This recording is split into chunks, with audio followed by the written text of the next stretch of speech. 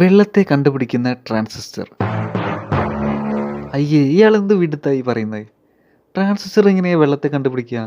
ഈ ട്രാൻസിസ്റ്ററിന് കണ്ണും മൂക്കും നാക്കൊക്കെ ഉണ്ടോ? എന്നാൽ ഈ ഒരു ട്രാൻസിസ്റ്ററിന് അതിനാവശ്യമായിട്ടുള്ള സംഗതികളൊക്കെ കൊടുത്ത് ഇതിനൊന്ന് ജീവൻ വെപ്പിച്ച് കഴിഞ്ഞാൽ ഈ ഒരു ട്രാൻസിസ്റ്റർ നമുക്ക് എവിടെയാണ് വെള്ളം ഉണ്ടതെന്ന് കണ്ടെത്തി തരും. ഇനി എങ്ങനെയാണ് ഈ ഒരു പണിയെടുക്കാണ്ട് വെറുതെ ചുരുണ്ടിരിക്കുന്ന ഈ ഒരു ട്രാൻസിസ്റ്ററിനെ കൊണ്ട് നമുക്ക് വെള്ളത്തെ കണ്ടുപിടിപ്പിക്കാമെന്ന് നോക്കാം.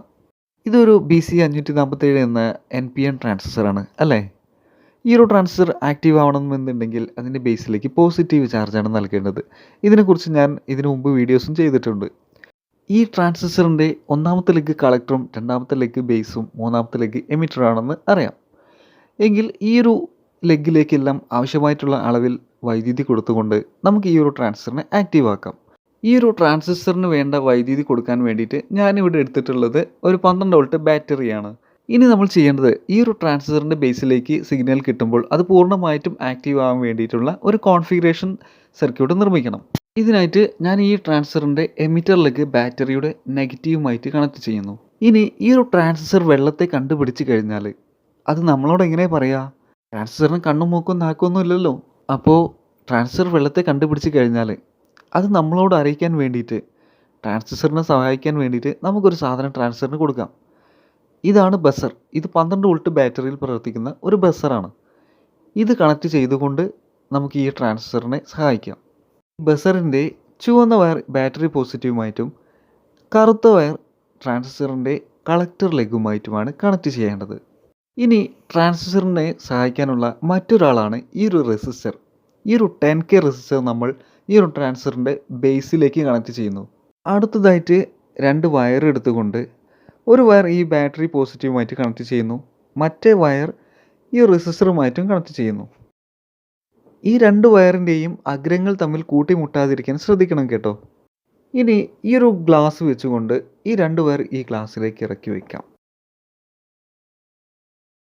ഇനി ഞാൻ ഈ ഗ്ലാസ്സിലേക്ക് വെള്ളം ഒഴിക്കാൻ പോവുകയാണ്. വെള്ളം ഈ ഗ്ലാസ്സിൽ എത്തിക്കഴിഞ്ഞാൽ ഉടൻ ട്രാൻസിസ്റ്റർ അറിയുകയും ആ ട്രാൻസിസ്റ്റർ നമ്മളോട് ഈ ഒരു ബസർ വഴി വിളിച്ചു പറയുകയും ചെയ്യും. ഇപ്പോൾ കേൾക്കാം, നോക്കിക്കോളൂ.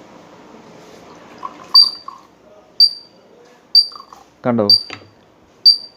വെള്ളമുണ്ടെന്ന് ട്രാൻസിസ്റ്റർ നമ്മളോട് വിളിച്ചു പറയുകയാണ്. ഈ ഒരു ബസറാണ് നമ്മളിവിടെ കണക്ട് ചെയ്തിട്ടുള്ളത് അല്ലേ? അപ്പോൾ ഈ ഒരു ബസറിൻ്റെ ശബ്ദത്തിലാണ് ട്രാൻസിസ്റ്റർ ഇപ്പോൾ നമ്മളോട് ഇത് അറിയിച്ചു കൊണ്ടിരിക്കുന്നത്. ഇപ്പോൾ മനസ്സിലായില്ലേ ട്രാൻസിസ്റ്ററിന് വെള്ളത്തെ കണ്ടുപിടിക്കാൻ സാധിക്കുമെന്ന്? ഇവിടെ എന്താണ് സംഭവിക്കുന്നത്? നമ്മുടെ ഈ ഒരു NPN ട്രാൻസിസ്റ്റർ അത് ഫോർവേഡ് ബൈസിലാവാൻ വേണ്ടിയിട്ട് അതിൻ്റെ ബേസിലേക്ക് ഒരു പോസിറ്റീവ് ചാർജാണ് കിട്ടേണ്ടത് അല്ലേ? ഇവിടെ ബാറ്ററി പോസിറ്റീവുമായിട്ട് ഘടിപ്പിച്ച ഈ ഒരു വയറിലൂടെ പോസിറ്റീവ് ചാർജ് നേരെ വെള്ളത്തിലോട്ട് എത്തുന്നു. വെള്ളത്തിലെത്തിയ ഈ ഒരു പോസിറ്റീവ് ചാർജ് വെള്ളത്തിലുടനീളം വ്യാപിക്കുകയും ആ വെള്ളത്തിനോട് ഘടിപ്പിച്ച മറ്റേ വയറിലോട്ട് ഇത് കടന്നു പോവുകയും ചെയ്യും. തുടർന്ന് ആ ഒരു പോസിറ്റീവ് ചാർജ് നേരെ ഈ റെസിസ്റ്ററിൻ്റെ ലെഗിലോട്ട് എത്തുകയും റെസിസ്റ്റർ അതിനൊരു പ്രതിരോധം സൃഷ്ടിച്ചുകൊണ്ട് നേരെ ട്രാൻസിസ്റ്ററിൻ്റെ ബേസിലോട്ട് നൽകുകയും ചെയ്യും. ഈ സമയം ട്രാൻസിസ്റ്റർ ആക്റ്റീവ് ആവുകയും അതിൻ്റെ ഫലമായിട്ട് ഈ ഒരു ബസർ ഓൺ ആവുകയും ചെയ്യും. ഇതാണ് ഇവിടെ സംഭവിക്കുന്നത്. ഇനി ആർക്കെങ്കിലും ഈ ഒരു പ്രോജക്റ്റ് സ്കൂളിലൊക്കെ അവതരിപ്പിക്കാൻ താല്പര്യമുണ്ടെന്നുണ്ടെങ്കിൽ ഈ ഒരു 12 വോൾട്ട് ബാറ്ററിക്ക് പകരം 9 വോൾട്ട് ബാറ്ററിയോ അല്ലെങ്കിൽ മറ്റെന്തെങ്കിലും 12 വോൾട്ട് പവർ സോഴ്സോ നിങ്ങൾക്ക് ഉപയോഗിക്കാവുന്നതാണ്. വീഡിയോ എല്ലാവർക്കും ഇഷ്ടമായെന്ന് വിചാരിക്കുന്നു. പുതിയൊരു വീഡിയോയിൽ വീണ്ടും കാണാം. അതുവരേക്കും ഗുഡ് ബൈ.